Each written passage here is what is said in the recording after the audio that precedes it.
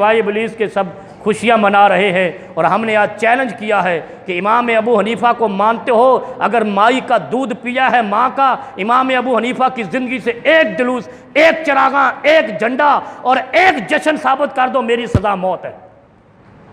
امام ابو حنیفہ کو مانتے ہو؟ جو امام ابو حنیفہ رحمہ اللہ کو مانتا ہے وہ ایک جلوس امام ابو حنیفہ یا شیخ عبد القادر جیلانی رحمت اللہ علیہ کی زندگی سے نکال کے دے دے، رب کبریا کی قسم ہے میرا خون معاف ہے، اور میں کچھ بھی نہیں ہوں، مکھی کے پر کے برابر نہیں ہوں، کیوں دین کے نام پہ امت کو جہنم میں ڈالنے کا ٹھیکہ اٹھا رکھا ہے۔ سعید ابن مسیب کہیں 2 رکعت زیادہ پڑھی، کہا تجھے عذاب ہوگا، تو نے مصطفیٰ کی حد کو توڑا ہے، وَيَتَعَدَّ حُدُودَهُ يُدْخِلْهُ نَارًا خَالِدًا فِيهَا وَلَهُ عَذَابٌ مُّهِينٌ۔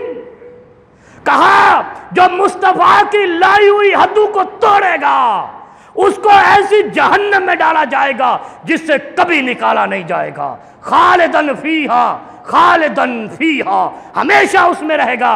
اور پھر عام عذاب نہیں، وَلَهُ عَذَابٌ مُّهِينٌ، توہین آمیز عذاب دیا جائے گا۔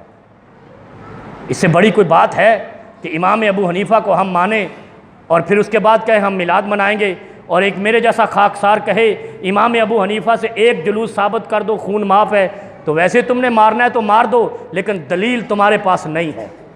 دلیل کے بغیر، اور اللہ نے قرآن میں اتارا، یہودیوں نے کہا یہ بھی حلال وہ بھی حلال، اللہ کہتا ہے اپنے پیغمبر سے ان سے کہو قُلْ ہَاتُوا بُرْہَانَکُمْ اِن کُنتُم صادقین، یہودیوں سے کہا جو تم کرتے ہو اس کی کوئی دلیل لا دو۔ ہم مسلمان ایسے ہی بے باک ہیں۔ یہودیوں سے کہا، او یارو ہمارا دین کیسا ہے؟